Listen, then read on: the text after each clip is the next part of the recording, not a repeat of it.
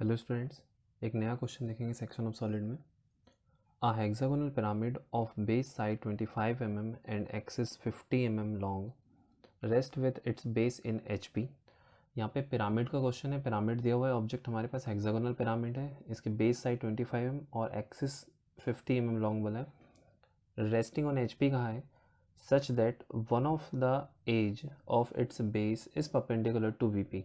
इसकी बेस की एक जो साइड होगी, एक एज जो होगी, वो VP से परपेंडिकुलर होना चाहिए। It is cut by a section plane perpendicular to HP। अब यहाँ पे हमें दिया हुआ है, अभी तक जितने भी क्वेश्चन हमने देखे थे उसमें परपेंडिकुलर टू VP दिया होता था, यहाँ पे दिया हुआ है perpendicular to HP and incline 45 degree to VP।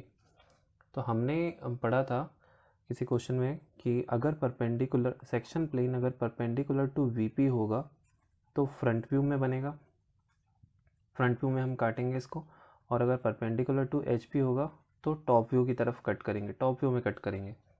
अब देखते हैं यहाँ पे दिया हुआ है section plane perpendicular to HP। Horizontal plane से परपेंडिकुलर है, मतलब अब हम जो भी कट करेंगे, जो भी प्लेन बनाएंगे, वो प्लेन हमारा टॉप व्यू में बनेगा। HP में है, HP से परपेंडिकुलर है, इसलिए टॉप व्यू में। 45 डिग्री VP से इंक्लाइंड है, वो हम कर देंगे। पासिंग थ्रू द पिरामिड, ये पिरामिड में कहाँ से होकर जा रहा है? At a distance of 10 mm from the apex. ये कह रहा है कि अपेक्स से 10 mm डिस्टेंस पर हमारा प्लेन है। Draw the sectional front view and top view of the pyramid. तो इस क्वेश्चन को हम बनाएंगे। तो सबसे पहले देखेंगे हेक्सागोनल पिरामिड दिया हुआ है, बेस साइड, और ये इसकी 25 mm बेस साइड दी हुई है, axis 50 mm, resting on HP, horizontal plane में रखा हुआ है। आगे लिखा हुआ है कि it is cut by a section plane perpendicular to HP। अभी हम देख रहे थे अगर परपेंडिकुलर टू VP होता तो इस तरह से कट कर रहा था। अगर ये यहाँ ऐसे रखा है परपेंडिकुलर टू VP, ऐसे सामने से कट कर रहा था। परपेंडिकुलर टू HP है, मतलब हमारा कटिंग प्लेन इस तरह से ऊपर से कट करेगा। अब इसको कहाँ कहाँ कट कर रहा है तो हम देखते हैं। जब इस तरह कट करेगा, परपेंडिकुलर टू VP बोला है और 45 डिग्री HP से परपेंडिकुलर टू HP बोला है और 45 डिग्री VP से इंक्लाइंड बोला है। तो जब हम देखेंगे इसको इस तरह से कट करेगा ये, तो अब यहाँ पर ये कुछ इसकी जो रियल वाली साइड्स होंगी, जो स्लैंट साइड होगी, वो भी कट होंगी। हम देखेंगे यहाँ पे जब हमने इसको इस तरह से कट किया होगा तो ये बेस में कट हो रहा है। यहाँ पर यहाँ ठीक से देखते हैं इसको, यहाँ बेस में भी कट हो रहा है। ये हमारी जो स्लैंट वाली साइड है वो यहाँ पे कट हो रही है, एक साइड यहाँ कट हो रही है और यहाँ पे बेस में कुछ यहाँ पर कट हो रहा है।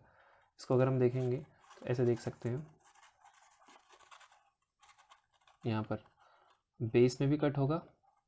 ये इस तरफ यहाँ पे हम बात करें तो यहाँ पे बेस में कट हो रहा है, यहाँ पे कट हो रहा है स्लैंट वाली साइड, यहाँ पर स्लैंट वाली साइड, यहाँ पर बेस में कट हो रहा है। अब इसको हम डायग्राम बनाते हैं, कैसे बनाएंगे ये देखते हैं। तो सबसे पहले हेक्सागोनल पिरामिड बनाएंगे। इस पिरामिड को चेक कर रहे हैं, ये रखा हुआ है HP में, तो हॉरिजॉन्टल प्लेन में, इसलिए टॉप व्यू पहले बनाएंगे और फ्रंट व्यू इसका बाद में बनाएंगे। तो इस तरह से देखिए हमने यहाँ पे बना के रखा हुआ है, ये टॉप व्यू बनाया है। और जैसे कि क्वेश्चन में दिया हुआ है कि rest with its base in HP such that one of its edge मतलब साइड बोल सकते हैं, बेस की side, one of the edge of its base is perpendicular to VP। हम देखेंगे यहाँ पे हमने इसकी एक जो साइड है, ये जो बेस की एक साइड है, इसको यहाँ पे इस तरह से रखा हुआ है, तो हम ये कह सकते हैं ये परपेंडिकुलर टू VP है। VP से परपेंडिकुलर है एक साइड, या तो इसकी बात करें या ये बात करें, ये दोनों परपेंडिकुलर टू VP कहलाएंगे, AB और ED ये दोनों। अब चूंकि ये पिरामिड था तो हमने इसका बेस ABCDEF इस तरह से नाम लिखे। अपेक्स हमें यहाँ पे सेंटर में मिलेगा, अपेक्स का नाम हो जाएगा O और बेस का सेंटर हो जाएगा M। इन सब के फ्रंट व्यू बनाए तो यहाँ पे ये सारे बेस के पॉइंट मिल गए। हाइट हमें 50 mm दी हुई थी, 50 mm ऊपर जाके हमें यहाँ पे इसका अपेक्स मिल गया। इसकी हम डिस्टेंस यहाँ तक लिख देते हैं, ये 50 mm क्वेश्चन में दिया हुआ है, इसकी हाइट हमें।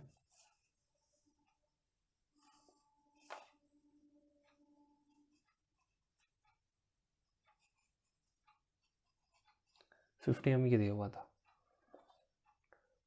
अब देखते हैं इसको काटेंगे। अब हम वापस क्वेश्चन में देखते हैं, क्वेश्चन में दिया हुआ है it is cut by a section plane perpendicular to HP and 45 degree inclined to VP।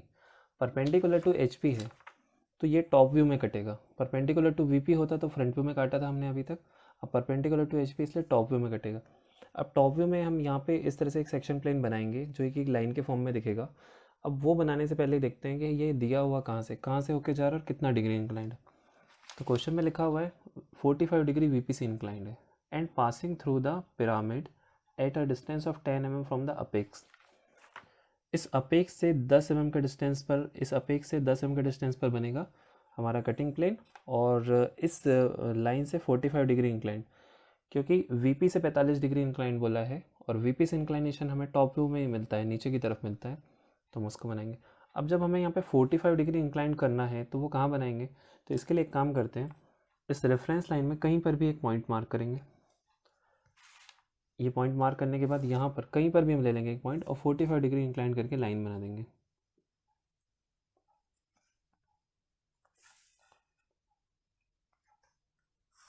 इस तरह से ये लाइन बना दिया, ये 45 डिग्री इंक्लाइन करके लाइन बना दिया, इसको अभी छोड़ देते हैं।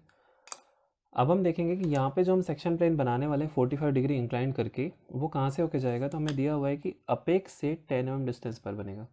तो अपेक्स से 10 mm का डिस्टेंस लेने के लिए हमें यहाँ पे एक काम करेंगे, 10 mm डिस्टेंस बोला है अपेक्स से, तो 10 mm पहले कंपास में यहाँ पे इस तरह से सेट किया, ये 10 mm का डिस्टेंस कंपास में सेट किया, इसको रखेंगे इस सेंटर पे, मतलब अपेक्स पे रखेंगे, और अपेक्स पे रख के एक छोटा सा इस तरह से हम यहाँ पे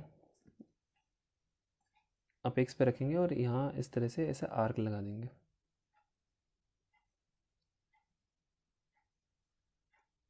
इस तरह से ये आर्क लगा के छोड़ देंगे।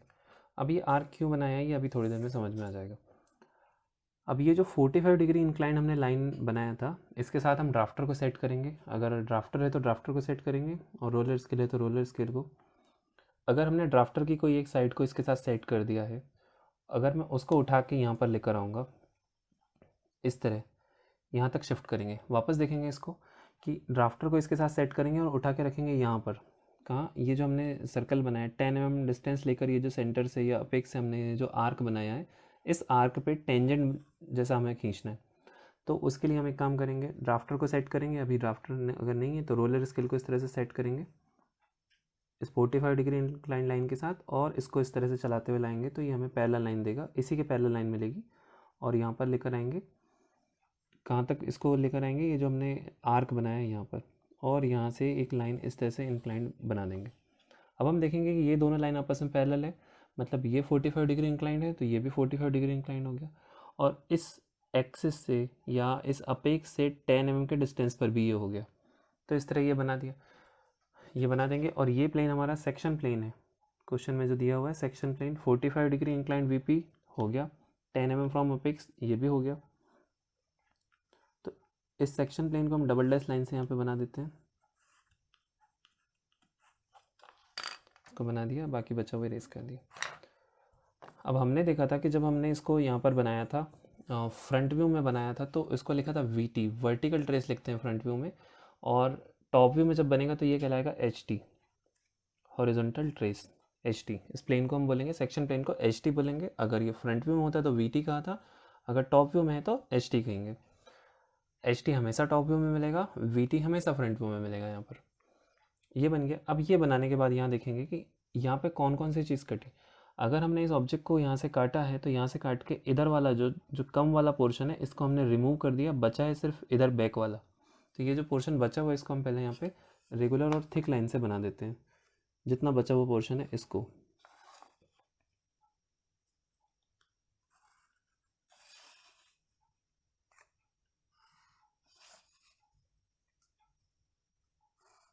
जहाँ जहाँ तक बचा हुआ है इसको पूरे को हमने यहाँ से ये बना दिया। अब यहाँ पे देखेंगे कि ये जो जितने भी बेस के पॉइंट होते हैं इनको अपेक्स से मिलाने वाला जो लाइन होती है ये रियल लाइन होती है, पिरामिड में रियल लाइन होती है। कोन में जनरेटर्स होते हैं जो कि इमेजनरी होते हैं तो उनको हम डार्क नहीं करते हैं, लेकिन ये रियल लाइन होती है पिरामिड में, तो इनको हमें बनाना ज़रूरी होता है। तो जितनी बची हुई है, अब जैसे देखेंगे ये सी से ओ, तो ये पूरा नहीं बचा हुआ है, ये यहाँ से यहाँ तक बचा हुआ है, तो सिर्फ उतना डार्क करेंगे।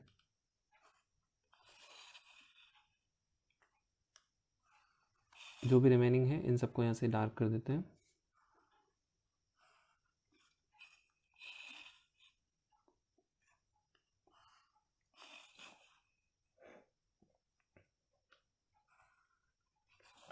ये सारे पॉइंट को हमने यहाँ से यहाँ तक ये डार्क कर दिया। तो इतना ऑब्जेक्ट हमारे पास बचा, इतना हमने हटा दिया, रिमूव कर दिया। अब देखेंगे कि यहाँ पे हमने इस सेक्शन प्लेन ने इसे जहाँ जहाँ पे काटा है तो कौन सी लाइन को, कौन सी साइड को कहाँ पर काटा है, उनके हम यहाँ पे कुछ नाम लिखेंगे। तो वापस देखते हैं, इस डायग्राम में या इस ऑब्जेक्ट में हमने इस तरह से कुछ काटा हुआ है इसको, हमारा सेक्शन प्लेन परपेंडिकुलर है, ऊपर से जब हम देख रहे हैं तो टॉप व्यू में हमें ये लाइन दिख रहा है, देखिए टॉप व्यू में लाइन दिख रहा है, ये ऊपर से देख रहे हैं, तो ऊपर से देखने पे हमें ये दिख रहा है कि इसको जब इस तरह से काटा गया है तो ये बेस में भी कट हो रहा है, बेस में यहाँ पे कट हो रहा है, फिर इस वाली स्लैंट साइड को यहाँ कट कर रहा है, इस वाली स्लैंट साइड को यहाँ कट कर रहा है, फिर बेस को इधर और कहीं कट कर रहा है, सिर्फ 2-3 जगह कट कर रहा है। तो ये कौन कौन सी चीज़ होगी, तो हम ये अगर हम प्लेन को ही फॉलो करें, इस प्लेन को ही देखते जाएं कि प्लेन में यहाँ यहाँ यहाँ यहाँ, तो प्लेन को फॉलो करते हुए हम जाएंगे तो हमें मिल जाएगा। सबसे पहले चेक करते हैं इस प्लेन ने सबसे पहले ए और बी, ए बी क्या है, बेस की साइड है, इस बेस की साइड को काटा है, तो यहाँ पे हम लिख देते हैं 1। इसमें डैश इसलिए नहीं लगा रहा हूँ क्योंकि ये टॉप व्यू है तो इसमें डैश लगाने की ज़रूरत नहीं है। प्लेन में और आगे की तरफ आते हैं तो हम देखते हैं बी और ओ को काटा है यहाँ पर, तो बी और ओ में यहाँ कट लगाया है तो इसका नाम हो जाएगा 2। आगे देखते हैं सी और ओ को काटा है, सी ओ क्या है, सी और ओ हमारे पास है स्लैंट वाली साइड, इसका नाम हो जाएगा 3 लिख देंगे यहाँ पर। सी और डी के बीच में जहाँ कट हो रहा है इसको लिख देंगे 4। देखिए यहाँ पर ए बी बेस की साइड थी, बी ओ स्लैंट साइड थी, सी ओ ये भी स्लैंट साइड था, सी डी ये बेस की साइड है, तो इन सभी साइड में जहाँ जहाँ भी कट किया 1 2 3 4 ये हमने बना दिया। अब टॉप से देखने पे तो यही दिख रहा है। अब बात करते हैं फ्रंट व्यू में क्या चेंजेस होंगे। ये जो फ्रंट व्यू बना था ये कंप्लीट, जो हमारा ऑब्जेक्ट कंप्लीट था उसका फ्रंट व्यू बना था। अब ये सेक्शनल वाला फ्रंट व्यू बनाना है यहाँ पर, मतलब इसको कटने के बाद जो बचा है वो वाला फ्रंट व्यू, तो वो कैसे बनाएंगे। तो इस फ्रंट व्यू को बनाने के लिए ऑब्जर्वर इधर से देख रहा होता है, हमेशा हमने कंसिडर किया कि जब फ्रंट व्यू बनता है तो इधर से देख के कंसिडर किया जाता है। तो अब यहाँ से देखने पर सी बी ये दो चीज़ें, बेस में इतना पोर्शन रिमूव हो गया है, इधर से देखोगे तो क्या कटने के बाद में कैसा शेप दिख रहा है वो भी दिखाई देगा, तो फ्रंट व्यू में वो हम बनाएंगे। अब इन सारे पॉइंट को प्रोजेक्ट कर देते हैं ऊपर की तरफ, फ्रंट व्यू में प्रोजेक्ट कर देते हैं। अब देखते हैं कौन कौन से पॉइंट कहाँ कहाँ पे थे। तो सबसे पहले देखते हैं 1 था ए और बी के बीच में, तो 1 का प्रोजेक्टर जाएगा, ए बी यहीं पर है तो यहीं पर हो जाएगा 1 डैश, ये हो गया 1 डैश। अब बात करते हैं 2, तो 2 था बी और ओ के बीच में, बी ओ के बीच में 2 था, तो 2 से एक प्रोजेक्टर बनाएंगे बी और ओ तक, तो देखेंगे बी डैश और ओ डैश ये वाली लाइन है, तो यहाँ से प्रोजेक्टर इस लाइन में जहाँ भी कट करेगा वहाँ तक हम बना देते हैं, इस तरह से परपेंडिकुलर प्रोजेक्टर बना देते हैं यहाँ पे, ये हो गया 2 डैश। अब 3 देखेंगे, 3 कहाँ पर है हमारा, 3 सी और ओ के बीच में, तो 3 से एक प्रोजेक्टर जाएगा ऊपर सी और ओ के बीच में, तो अब यहाँ पे ये समझ में नहीं आ रहा है कि अगर 3 से प्रोजेक्टर बनाएंगे सी और ओ के बीच में, 3 है यहाँ से प्रोजेक्टर बनाएंगे तो इस सी और ओ के बीच में कहाँ पर आएगा। तो ये बनाने के लिए हम देखेंगे इस 3 को हम किसी और पे शिफ्ट कर देते हैं, किसी और दूसरे वाले स्लैंट साइड पे शिफ्ट कर देते हैं, और वो शिफ्ट करेंगे यहाँ पे कंपास की मदद से। तो इस ओ से इस 3 तक कंपास में यहाँ डिस्टेंस रखो, ये मेज़र करो, और ये मेज़र करने के बाद में यहाँ से आर्क लगा दो इधर डी तक। अभी देखिए यहाँ पे रखा और यहाँ से आर्क लगा दिया इस डी तक, तो ये 3 को हम ये एज्यूम कर सकते हैं कि 3 यहाँ था, इसको हमने शिफ्ट कर दिया डी और ओ के बीच में। अगर थोड़ी देर के लिए मान लें कि ये डी और ओ के बीच में है तो यहाँ से एक प्रोजेक्टर सीधा बना देंगे डी और ओ तक, तो देखते हैं यहाँ से सीधा प्रोजेक्टर ऊपर की तरफ बना दिया एक, यहाँ पर 3 पहले यहाँ से यहाँ शिफ्ट किया डी ओ में, फिर इस डी ओ से यहाँ बनाया तो यहाँ पे हो जाना चाहिए हमारा 3 डैश, लेकिन ये डी और ओ पर नहीं है, ये किस पर था, सी और ओ पर, तो अब इसको यहाँ से यहाँ तक सी और ओ पर शिफ्ट कर देंगे लोकस के थ्रू। तो इस तरह से इसको यहाँ शिफ्ट कर दिया, यहाँ पर जो पॉइंट हो जाएगा वो हो जाएगा हमारा 3 डैश, सी ओ में कहाँ पे आ रहा है, यहाँ पर आएगा वो 3 डैश। अब आते हैं 4 वाला पॉइंट, तो 4 देखेंगे सी और डी के बीच में है, ये रहा सी और ये रहा डी, इस सी और डी मतलब बेस में ही है, बेस में कहीं मिल जाएगा पॉइंट, तो यहाँ से एक प्रोजेक्टर बना देते हैं वहाँ तक, यहाँ पर हो जाएगा 4, ये पॉइंट हो जाएगा हमारा 4 डैश। अब इन सबको मिला देते हैं, इन सबको यहाँ पे फ्री हैंड नहीं मिलाएंगे हम, यहाँ पे एक स्ट्रेट लाइन से मिलाएंगे क्योंकि ये पिरामिड है और पिरामिड में कभी भी फ्री हैंड से नहीं मिलाते। तो 1 से 2 को मिला देंगे, 2 से 3 को, 3 से 4 को मिला दिया, 4 से वापस 1 को मिला देंगे, 1 2 3 4। ये मिला देने के बाद में ये जो एरिया है, ये 1 2 3 4 क्या था, 1 2 3 4 हमारा सेक्शनल एरिया, और सेक्शनल एरिया में हम हैचिंग करते हैं। तो इनके बीच में जो भी लिखा हुआ है हम उसको इरेज करके यहाँ पे हैचिंग कर सकते हैं इस तरह। सेक्शन को हमेशा हैचिंग से शो करते हैं, तो इसको हैचिंग कर देते हैं।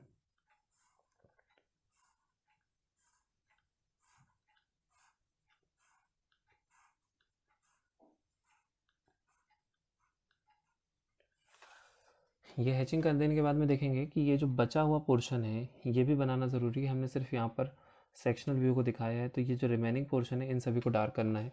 बचे हुए सारे पार्ट को हम यहाँ से इस तरह से डार्क कर देते हैं।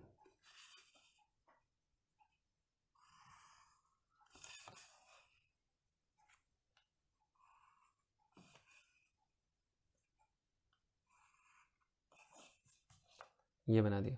तो अभी जो क्वेश्चन में गिवन था सेक्शनल फ्रंट व्यू और टॉप व्यू, ये टॉप व्यू कहलाएगा, ये सेक्शनल फ्रंट व्यू कहलाएगा, ये बना दिया। अब ये बनाने के बाद क्वेश्चन में हमने लिखा नहीं है कि इसका ट्रू शेप बनाना है, लेकिन अगर इसका ट्रू शेप बनाना हो तो ट्रू शेप कैसे बनाएंगे। जैसे कि पिछले कुछ क्वेश्चंस में हमने किया है, ट्रू शेप बनाने के लिए हम जो हमारा कटिंग प्लेन होता है उसके पैरेलल एक रेफरेंस लाइन बनाते हैं। तो कॉन्सेप्ट वही है, बस यहाँ पे थोड़ा सा व्यू चेंज हो जाएगा। इस सेक्शनल प्लेन के पैरेलल एक नई रेफरेंस लाइन बनाएंगे डायग्राम के बाहर की तरफ। यहाँ पर इसका नाम हम लिख देंगे, ये एक्स वाई लिखा था तो इसका नाम लिख देते हैं x1 y1। ये हमारी नई रेफरेंस लाइन होगी। इस नई रेफरेंस लाइन पे अब ये जितने भी पॉइंट्स थे हमारे, सिर्फ 1 2 3 4 सेक्शन वाले पॉइंट, इन सभी से प्रोजेक्टर बना देते हैं। प्रोजेक्टर इस रेफरेंस लाइन पे भी परपेंडिकुलर होंगे। तो ये 1 का प्रोजेक्टर, फिर 2 का प्रोजेक्टर, 3 एंड 4, ये सारे प्रोजेक्टर्स बना दिए।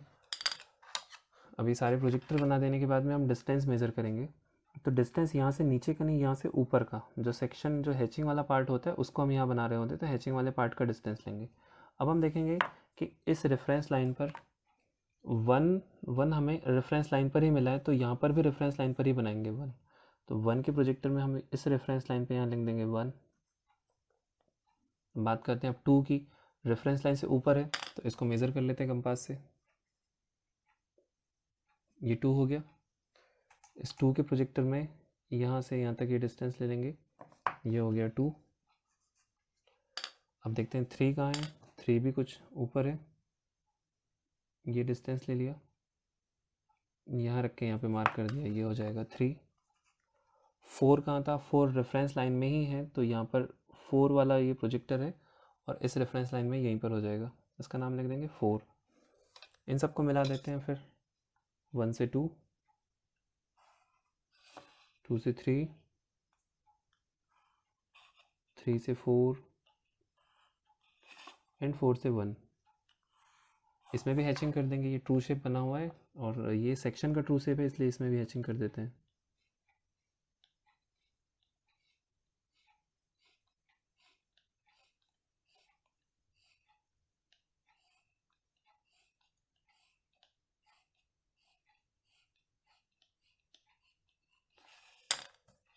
हैचिंग करने के बाद में ये जो एक्स्ट्रा प्रोजेक्टर होते हैं इनको इरेज कर देते हैं। और ये लाइन का काम हो गया। इस लाइन को हमने सिर्फ बनाया था यहाँ पे 45 डिग्री इंक्लाइन करने के लिए। तो यहाँ पे हमारा ट्रू शेप ऑफ सेक्शन भी बन गया। अब इसके बाद में अगर हम साइड व्यू बनाना चाहें, यहाँ पे अगर क्वेश्चन में कभी पूछा जाए साइड व्यू बनाएंगे इसका, तो हम साइड व्यू बनाने के लिए देखते हैं यहाँ पे एक और रेफरेंस लाइन बना देंगे। इसका नाम हो जाएगा x2 y2, x2 y2 लिख सकते हैं इसका नाम। ये हमने लिख दिया x2 y2। अब ये लिखने के बाद में इन सभी पॉइंट के लोकस हम इस रेफरेंस लाइन से आगे की तरफ तक बना देते हैं। तो ये बेस के सारे पॉइंट इस रेफरेंस लाइन के साथ फॉलो करेंगे। यहाँ से लोकस इनका जाएगा, ये 3 का एक लोकस ये बना देते हैं, 2 का लोकस ये आगे बन जाएगा, O का लोकस ये हम बना देते हैं ऊपर। अब यहाँ बेस में जितने भी पॉइंट्स थे पहले बेस के पॉइंट, उनका लोकस बना देते हैं इस वाले रेफरेंस लाइन तक।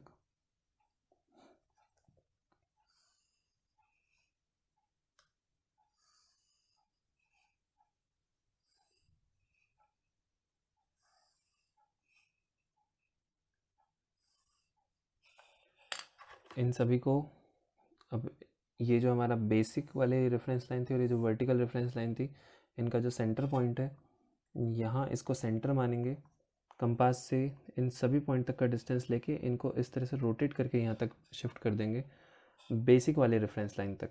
तो इनको हम बना देते हैं सभी पॉइंट से। ये सब थिन लाइन का यूज़ करके बनाएंगे, इनका कोई मतलब नहीं है, ये सिर्फ हम इसके सपोर्ट के लिए बना रहे हैं, कंस्ट्रक्शन लाइन होती है। तो इनको थिन लाइन से बनाएंगे, ये ज़्यादा विजिबल नहीं होगा।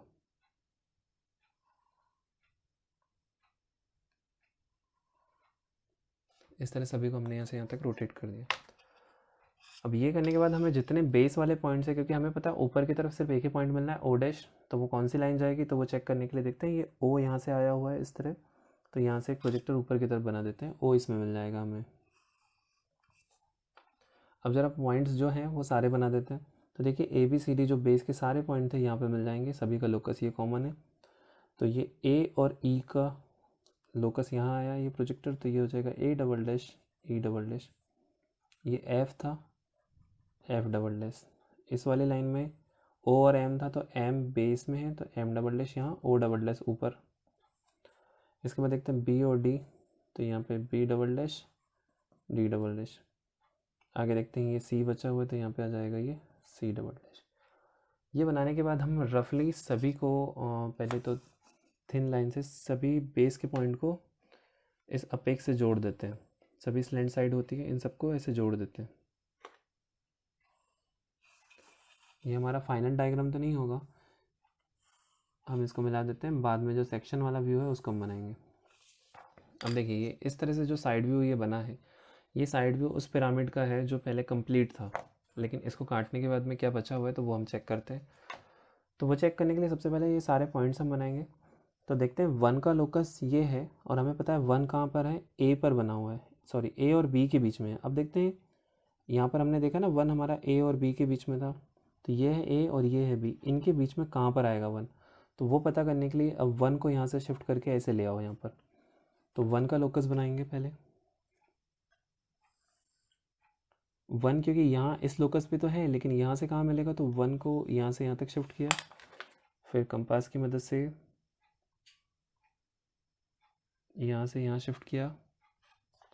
तो हम देखेंगे वन ये प्रोजेक्टर हो जाएगा और वन का लोकस यहाँ हो जाएगा, ये अपने आप ए और बी के बीच में आ गया जहाँ इसको आना है, तो ये हो जाएगा वन डबल डैश। फिर देखते हैं टू, तो वैसे भी हमें यहाँ पे पता है टू किस में था, टू था बी और ओ वाली लाइन में, तो हम चाहें तो यहाँ से यहाँ बना के यहाँ से यहाँ शिफ्ट करके और एक परपेंडिकुलर डाल सकते हैं, वो यहाँ आके कट होगा। नहीं तो हम सीधा देख सकते हैं कि बी डैश वाली लाइन, बी डैश से ओ डैश ये मिला हुआ है, हम देख रहे हैं बी से ओ मिला हुआ था, उसमें था टू, यहाँ पर भी बी और ओ के बीच में था टू, तो यहाँ पर भी बी और ओ के बीच में आएगा, तो ये B double dash O double dash इस वाले स्लैंट साइड में यहाँ पर हम देखते हैं ये टू का लोकस यहाँ मिल रहा है, इसको लिख देते हैं टू डबल डैश। अब देखेंगे थ्री, थ्री था सी और ओ के बीच में, थ्री का लोकस ये है, सी और ओ के बीच में हम यहाँ पे लिख सकते हैं थ्री डबल डैश। अब फोर कहाँ था, सी और डी के बीच में था, ये सी वाला पोर्शन वैसे भी कट के अलग हो चुका है, तो सी और डी के बीच में फोर था, तो फोर कहाँ, यहाँ सी और ये है डी, इन दोनों के बीच में कहीं आएगा, कहाँ आएगा वो बनाने के लिए हम एक काम करेंगे, इस फोर को वापस इधर से घुमा के यहाँ ले जा लेते हैं, फोर का लोकस बना देते हैं। इसके बाद इसको सेंटर यहाँ रख कर यहाँ तक का डिस्टेंस लेकर इस तरह से आर्क लगा देते हैं यहाँ पर। ये देखिए फोर को हमने यहाँ से यहाँ तक शिफ्ट कर दिया, फोर फोर यहाँ पर था, तो फोर का लोकस ये है, ये हो जाएगा four double dash, four double dash हो गया। अब इन सब को बनाने के बाद वन टू थ्री फोर को मिला देते हैं, वन से टू डबल डैश, यहाँ से थ्री डबल डैश, फिर यहाँ से फोर डबल डैश और वापस वन डबल डैश। इसके बीच में जो भी बना है इसको हम यहाँ से इरेज करके और यहाँ पे हैचिंग कर देंगे, क्योंकि ये सेक्शन है इसलिए इसमें हैचिंग कर देते हैं।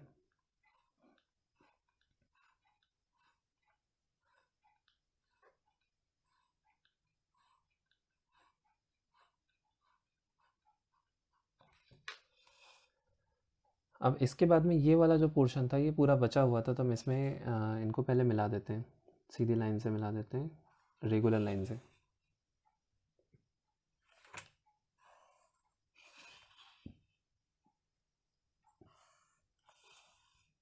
जितने भी साइड, ये 2 से ओ डैश, देखिए ये यहाँ से 2 डैश से ओ डैश ये बचा हुआ था, तो ये 2 डबल डैश से ओ डैश, और ये लाइन भी यहाँ से यहाँ तक मिला ली। ये बीच में एक्सेस था, तो इसको हम चाहें तो चेन लाइन शो कर सकते हैं, और नहीं अगर बनाएंगे तो भी कोई दिक्कत नहीं। तो ये बन गया front sectional front view, top view, true shape of section, और ये बन गया हमारा सेक्शनल साइड व्यू। अब ये बनाने के बाद में अगर क्वेश्चन में हमसे एक और चीज़ पूछी जा सकती है, क्वेश्चन में अगर हमसे पूछा जाएगा इसका डेवलपमेंट बनाइए, तो डेवलपमेंट बनाने के लिए हमें पता है, डेवलपमेंट हमने पिछले किसी क्वेश्चन में किया था, ये हम देखिए इस तरह से इसका डेवलपमेंट करेंगे। डेवलपमेंट करने के लिए यहाँ पे एक साइड लेंथ की ज़रूरत चाहिए होती है, और वो साइड की लेंथ कहाँ से आएगी, ये होता है हमारी एक स्लैंट साइड की लेंथ। अब स्लैंट साइड ये वाली हम ले सकते हैं, लेकिन ये जो ई डैश और ओ डैश है, या यहाँ पे बात करें तो डी डैश और ओ डैश है, इसकी हमें लेंथ ट्रू लेंथ के बराबर नहीं मिलेगी। अब ट्रू लेंथ क्या होते हैं ये हमने लाइन में पढ़ा है। हम देखते हैं यहाँ पर ये डी डैश से ओ डैश, अगर हम ये फ्रंट व्यू है, डी डैश ओ डैश अगर किसी लाइन का फ्रंट व्यू है, तो डी ओ उसी लाइन का टॉप व्यू है। और हम जानते हैं कि जब तक कोई लाइन, अगर लाइन का टॉप व्यू रेफरेंस लाइन के पैरेलल होता है, तभी जो फ्रंट व्यू होता है वो रेफरेंस लाइन फ्रंट व्यू हमारा ट्रू लाइन के बराबर बनता है। वापस से देखते हैं, ओ डैश और डी डैश किसी एक लाइन की बात करते हैं, या यहाँ पर जो बना हुआ है डी डैश ओ डैश या E dash O dash. Suppose कि हम बात कर रहे हैं डी डैश ओ डैश की, डी डैश ओ डैश एक लाइन है, लाइन का फ्रंट व्यू है, तो इसका टॉप व्यू ये डी और ओ यहाँ मिला है, और ये जो टॉप व्यू बना है ये इस रेफरेंस लाइन से कुछ डिग्री पर इंक्लाइन है। तो हमने लाइन वाले कॉन्सेप्ट में, या जब हमने लाइन पढ़ा था, तो हमने ये देखा था कि अगर किसी लाइन का टॉप व्यू रेफरेंस लाइन से इंक्लाइंड होता है तो उसका फ्रंट व्यू वहाँ पे छोटा बनता है। तो फ्रंट व्यू ट्रू लेंथ कब बनेगा, तो फ्रंट व्यू ट्रू लेंथ होने की कंडीशन होती है कि हमारा टॉप व्यू अगर रेफरेंस लाइन के पैरेलल हो जाएगा। टॉप व्यू को अगर हम रेफरेंस लाइन के पैरेलल करेंगे तो उस टाइम जो फ्रंट व्यू बनेगा वो ट्रू लाइन के बराबर बनता है। मतलब हमें अगर यहाँ पर एक स्लैंट साइड की रियल लेंथ चाहिए होगी, तो हमें उसके टॉप व्यू को पहले यहाँ पे रेफरेंस लाइन के पैरेलल करना पड़ेगा। तो इसको रेफरेंस लाइन के पैरेलल करने के लिए भी कंपास का यूज़ करेंगे। तो पहले हम एक काम करेंगे, इस ओ से, सेंटर से इस रेफरेंस लाइन के पैरेलल एक लाइन ड्रॉ कर देते हैं, इसे लोकस इसको हम बोलते हैं। लोकस ऑलरेडी बना हुआ है। अभी इस ओ से ये डी तक एक पॉइंट रखा और यहाँ से आर्क लगा के यहाँ तक ला दिया। ये आर्क हमने यहाँ से यहाँ तक लगा दिया है ये। अब थोड़ी देर के लिए मान लेते हैं कि ये ओ डी यहाँ पर नहीं, ओ डी यहाँ पर हो गया, डी इसको मान लेते हैं। थोड़ी देर के लिए डी यहाँ शिफ्ट हो गया। अगर डी यहाँ शिफ्ट हो गया है तो अब इसका प्रोजेक्टर बनाएंगे तो हमें इसका फ्रंट व्यू मिलना चाहिए। तो मैं यहाँ से एक प्रोजेक्टर बना देता हूँ ऊपर की तरफ, यहाँ पर। तो अब हमारा नया वाला डी यहाँ पर मिलेगा, डी डैश। एक काम करते हैं, इसको D1 लिख देते हैं, इसको D1 डैश लिख देते हैं। OD ये रियल वाला था, लेकिन हमने ये OD1 ये जो बनाया है ये रेफरेंस लाइन के पैरेलल आया है। जब ये रेफरेंस लाइन के पैरेलल होगा तो इस टाइम इसका फ्रंट व्यू कैसा बनेगा देखते हैं। O का प्रोजेक्टर में O डैश है, D1 के प्रोजेक्टर में D1 डैश है। तो यहाँ से अगर मैं इस तरह से एक लाइन बना दूँ अलग से,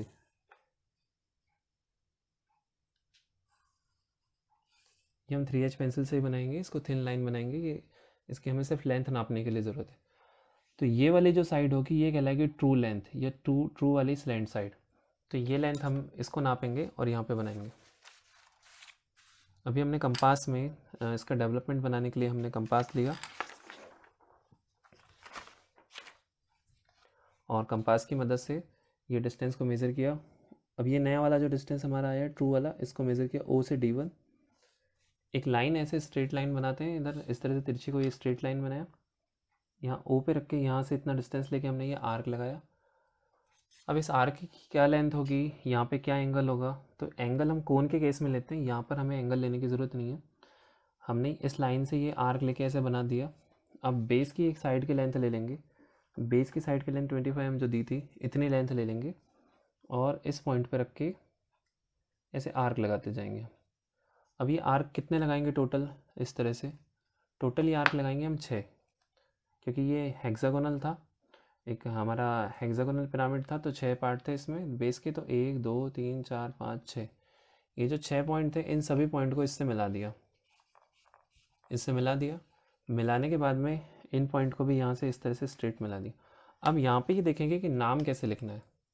डेवलपमेंट तो ये होता है, हमने पिछले कुछ क्वेश्चन में देखा हुआ है, पिछले बार एक क्वेश्चन किया था उसमें हमने देखा हुआ था इसका डेवलपमेंट वैसा ही है, लेकिन ये डेवलपमेंट एक कंप्लीट पिरामिड का है और हमें चाहिए यहाँ पे सेक्शनल पिरामिड का। तो उस सेक्शन का हम यहाँ पे कैसे बनाएंगे, तो ये देखते हैं। सबसे पहले देखेंगे यहाँ पे नाम कहाँ से स्टार्ट करेंगे। तो हर बार हम ए से स्टार्ट करें, स्टार्टिंग से ही बनाएं, ये ज़रूरी नहीं है। तो यहाँ पे देखेंगे आपने जो सेक्शन काट के अलग किया है, जितना पोर्शन काट के अलग किया है, जो अलग हो चुका है, उसी में से किसी पॉइंट का नाम लेंगे। तो हमने यहाँ से काट के अलग किया है, तो बी और सी ये दोनों बाहर निकल गए हैं। तो या तो हम बी से स्टार्ट करें या सी से स्टार्ट करें।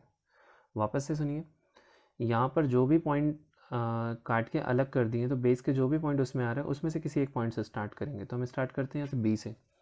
पहला नाम लिखते हैं बी, फिर सी, डी, ई, एफ। देखो कितने नाम है, बी, सी, डी, ई, एफ। एफ के बाद आता है ए, एफ के बाद जी नहीं लिखेंगे, एफ के बाद है ए। तो एफ के बाद आ जाएगा ए और ए के बाद वापस आ जाएगा बी, तो यहाँ लिख देंगे बी। ये सभी पॉइंट के नाम हमने यहाँ पे इस तरह लिख दिए। तो ये तो हमने सबसे पहले नाम लिखे। अब नाम लिखने के बाद ये देखना है कि कौन सा पॉइंट कहाँ पर आएगा। तो जैसे हम यहाँ देख रहे हैं, ऊपर हमारे पास 2 और 3 और 1 और 4, तो इन सबके लोकस हम यहाँ पे लेके आते हैं। सबके लोकस लेकर आए तो देखो ये लोकस लाके जो लास्ट में हमने बनाया है, ये ट्रू वाला लाइन बनाया, इस पर लेकर आएंगे। तो ये 3 यहाँ था, तो यहाँ पे लिख देते हैं 3 डैश था तो इसको लिख दिया 3। ये 2 था तो यहाँ पे लिख दिया 2। और 1 एंड 4, ये 1 है, ये 4 है, ये यहीं पर आ रहे हैं, तो 1 एंड 4 इसी को मान लिया। अब हमें पता है 1 एंड 4 ये वाली लाइन ये लाइन के बराबर है। तो देख लो कि यहाँ से ये डिस्टेंस कितना, उतने दूर यहाँ पे 3 बना देंगे। कंपास रखा, यहाँ से ये 3 तक का डिस्टेंस मेज़र किया, इसको यहाँ रखा और यहाँ पर बना दिया 3, इसको लिख दिया 3। फिर यहाँ से 2 तक का डिस्टेंस लेंगे और यहाँ रख के इसको यहाँ पे बना देंगे 2, इसको लिख देंगे 2, ये हो गया। और 1 और 4 तो यहाँ पर ही आ जाएगा, 1 और 4 यहाँ पर था तो ये आ जाएगा 1 एंड 4 यहाँ पर। अब इस O को सेंटर मानते हुए 2 तक का डिस्टेंस लेंगे, O को सेंटर मानते हुए 2 तक का डिस्टेंस लेंगे और इस तरह से एक कर्व बना देंगे, ये इसका लोकस हो जाएगा यहाँ तक। इसके बाद में यहाँ से 3 तक का डिस्टेंस, मतलब जितने पॉइंट होंगे इन सभी पॉइंट से O को सेंटर मानते हुए इस तरह से लाइंस बना देंगे, इस तरह से कर्व बना देंगे आखिरी तक। अब पॉइंट फाइंड आउट कर लेते हैं कौन सा पॉइंट कहाँ पर था। तो सबसे पहले देखते हैं 1 कहाँ है। 1 था हमारा A और B के बीच में, मतलब यहाँ पर A और B देखते हैं, ये A है और ये B है, इन दोनों के बीच में कहीं आएगा। तो अब वो कहाँ पर आएगा, तो देखिए ये 25 हमने यहीं से नाप के बनाया था, बेस की जितनी साइड है उतनी बड़ी बड़ी सारी साइड से। तो बेस में ही देख लेते हैं कि A के बाद कितने डिस्टेंस पर ये है। तो A से 1 तक का डिस्टेंस, क्योंकि यहाँ पे तो हमें पता है कि 1 इसी लोकस में आएगा, कहीं इस लोकस में कहाँ आएगा, तो वो बनाने के लिए यहाँ देख लेते हैं 1 तक का डिस्टेंस, ये देख लिया, इस डिस्टेंस को ले लिया। A और B के बीच में 1 है, तो A से कितने दूर है, तो A से यहाँ पर यहाँ मार्क कर दिया, ये हो गया आपका 1, ये हो जाएगा 1। अब बात करते हैं 2, तो 2 हमारा था B और O के बीच में, ये B और ये O इसके बीच में कहाँ है, तो फ्रंट व्यू से देखते हैं, हमने यहाँ से ये 2 बनाया था, 2 का ये, तो B और O के बीच में था, B और O के बीच में, तो B और O के बीच में एक तो 2 यही हो गया, ये हो जाएगा 2, और दूसरा एक B और O ये है, तो ये घूम के यहाँ आया, तो यहाँ पर भी एक 2 हो जाएगा। 1 यहाँ है, 2 यहाँ है, एक 2 यहाँ मिलेगा। अब बात करेंगे 3, तो 3 कहाँ था, 3 था हमारा C और O वाली लाइन में, तो ये रहा C, ये रहा O, इसमें देखेंगे कहाँ पर आएगा, तो इस 3 के लोकस पे C और O में यहाँ कट कर रहा है, तो इसका नाम हो जाएगा 3, ये पॉइंट हो जाएगा 3। 3 यहाँ पर नहीं होगा, ये 3 हमने लिखा है सिर्फ यहाँ से मार्क करने के लिए लिखा था, 3 यहाँ पर होगा। अब 4 कहाँ होगा, तो 4 देखो कहाँ था, 4 था हमारा C और D के बीच में, C और D के बीच में कहाँ था, तो C और D हमें पता है ये इनका लोकस तो यही होगा, तो इसमें कहाँ आएगा, C और D के बीच में। तो ये देखेंगे C से कितने दूर है, इस कंपास की मदद से यहाँ से मेज़र कर लेते हैं, ये था 4 तक का डिस्टेंस, तो C और D के बीच में सी और डी के बीच में यहाँ पर मार्क कर देंगे, ये हो गया हमारा 4। अब इनको मिला देते हैं, स्ट्रेट लाइन से मिलाएंगे क्योंकि ये पिरामिड है तो स्ट्रेट लाइन से मिलाएंगे। सबसे पहले 1 से स्टार्ट करते हैं, 1 से मिलाएंगे 2 को। अगर ये कोन का क्वेश्चन होता तो हम इस तरह से इसको फ्री हैंड मिलाते। स्ट्रेट लाइन इसलिए मिला रहे हैं क्योंकि पिरामिड है। अब 2 से मिलाएंगे ओ को क्योंकि अपेक्स बचा हुआ था हमारा, तो उसको मिला लेंगे। 1 से 2, 2 से ओ और ओ से वापस 2 को मिलाएंगे इधर वाले को, ये मिला दिया। अब 2 से मिलाएंगे 3, 2 से 3 ये वाला नहीं, 2 से 3 हमें यहाँ मिला हुआ है, इसको मिलाएंगे हम यहाँ पर। फिर 3 से मिलाएंगे 4, फिर 4 से वापस 1 तक आएंगे। तो यहाँ पे आने के लिए हमें पता है ये बेस की जो साइड्स थी ये बनी हुई थी, तो इनको हम यहाँ पे बची हुई साइड्स को रेगुलर फॉर्म में बना देते हैं।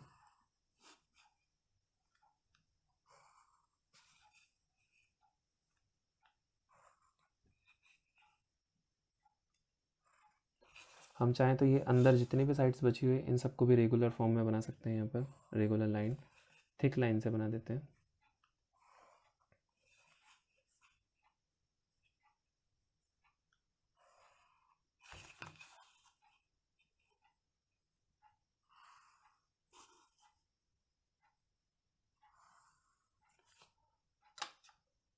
इस तरह से ये जो बना हुआ है, ये जो हमने जितना डार्क किया है, ये पोर्शन वो वाला पोर्शन है जब हमने इसको इस ऑब्जेक्ट को इतना कट करके अलग कर दिया, तो ये जो बचा हुआ रिमेनिंग पोर्शन है इसका ये डेवलपमेंट है। देखिए इस क्वेश्चन में हमने अभी क्या क्या ड्रॉ कर दिया है। ये कहलाएगा front view, top view, sectional front view, top view, true shape of section, side view and development of surface, development of remaining surface. तो इस तरह से ये क्वेश्चन कंप्लीट हो जाता है। इस क्वेश्चन में इस सेक्शन प्लेन मतलब एच टी की पोजीशन को और डिफरेंट तरीके से दिया जा सकता है कि ये कुछ अलग एंगल पर है या कुछ और अलग तरीके से ये परपेंडिकुलर हो सकता है, यहाँ से परपेंडिकुलर हो सकता है, यहाँ से और इंक्लाइन हो सकता है, पैरेलल हो सकता है। वीपी के पैरेलल बोलेगा तो इस तरह से यहाँ बनाएंगे पैरेलल। तो ये बहुत सारे तरीके से इसमें क्वेश्चन में चेंजेस किए जा सकते हैं और भी इससे क्वेश्चंस बन सकते हैं। तो और सभी क्वेश्चन को बनाने का तरीका सेम होगा, सभी क्वेश्चन में यही कॉन्सेप्ट यूज़ करेंगे।